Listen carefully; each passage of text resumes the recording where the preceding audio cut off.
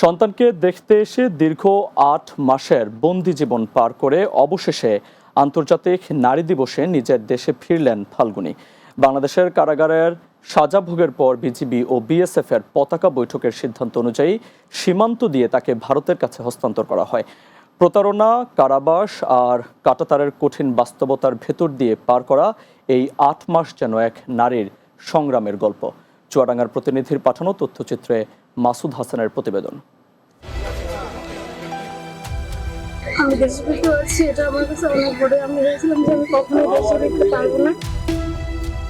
নিজের প্রথম স্বামী ও সন্তানের টানে ভারত থেকে বাংলাদেশে এসেছিলেন ফাল্গুনী রায়, কিন্তু সেই আশাই শেষ পর্যন্ত তার জীবনে বয়ে আনে দুর্ভাগ্য ও দীর্ঘ আইনি জটিলতা।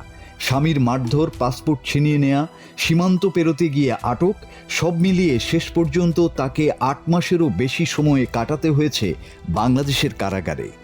দীর্ঘ আইনি প্রক্রিয়া শেষে গতকাল রোববার সকালে চুয়াডাঙ্গার দর্শনা বন্দরের আইসিপি সীমান্ত দিয়ে পতাকা বৈঠকের মাধ্যমে তাকে ভারতের গেদে সীমান্তের বিএসএফের কাছে হস্তান্তর করেছে বর্ডার গার্ড বাংলাদেশ।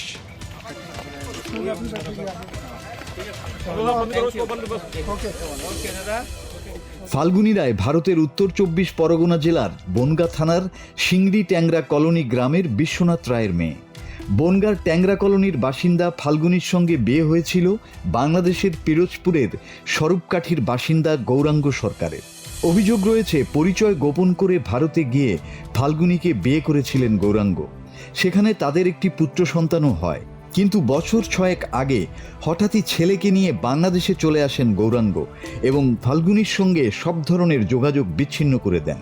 স্বামীর খোঁজে দীর্ঘ প্রতীক্ষার পর নতুন করে সংসার শুরু করলেও নারীর টান ভোলেননি ফাল্গুনী। সন্তানকে এক নজর চোখের দেখা দেখতে ২০২৫ সালের জুন মাসে বৈধ নথিপত্র নিয়েই বাংলাদেশে আসেন তিনি, কিন্তু প্রাক্তন স্বামীর বাড়ি গিয়ে দুর্ভাগ্যের মুখোমুখি হন। অভিযোগ রয়েছে, গৌরাঙ্গ ও তার বাড়ির লোকজন ফাল্গুনীর উপর অকথ্য নির্যাতন চালায়, মারধর করে পাসপোর্ট ছিনিয়ে নিয়ে তাকে বাড়ি থেকে তাড়িয়ে দেয়। অসহায় অবস্থায় ফাল্গুনী রায় ঝিনাইদহ জেলার মহেশপুর থানার এক আত্মীয়ের বাড়িতে আশ্রয় নেন। পরে কোনো উপায় না দেখে পাসপোর্ট ছাড়াই ভারতে ফেরার চেষ্টা করেন। এ সময় সীমান্ত পেরোতে গিয়ে মহেশপুর সীমান্ত এলাকায় ৫৮ বিজিবি ব্যাটালিয়নের সদস্যরা তাকে আটক করেন। পরবর্তীতে অবৈধ অনুপ্রবেশের অভিযোগে মহেশপুর থানায় তার বিরুদ্ধে ২টি মামলা দায়ের করা হয়। আদালতের রায়ে তাকে ৪ মাস ৫ দিনের কারাদণ্ড দেওয়া হয়। তবে দুই দেশের অভিবাসন সংক্রান্ত জটিলতার কারণে সাজা শেষ হলেও তাকে মোট ৮ মাস ১০ দিন কারাগারে থাকতে হয়েছে। পরবর্তীতে চলতি বছরের ১০ জানুয়ারি তাকে চুয়াডাঙ্গা জেলা কারাগারে আনা হয়। যাচাই বাছাই শেষে গত ডিসেম্বর মাসে ভারতীয় দূতাবাস তাকে দেশে ফেরার ছাড়পত্র দেয়। দীর্ঘ ৮ মাস সাজাভোগ শেষে বিজিবি ও বিএসএফের পতাকা বৈঠকের সিদ্ধান্ত অনুযায়ী গতকাল তাকে নিজ দেশে ফেরত পাঠানো হয়েছে।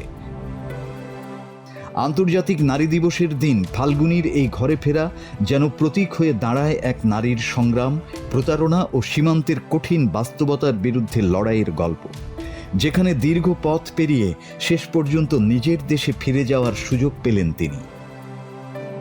Bangla TV news desk.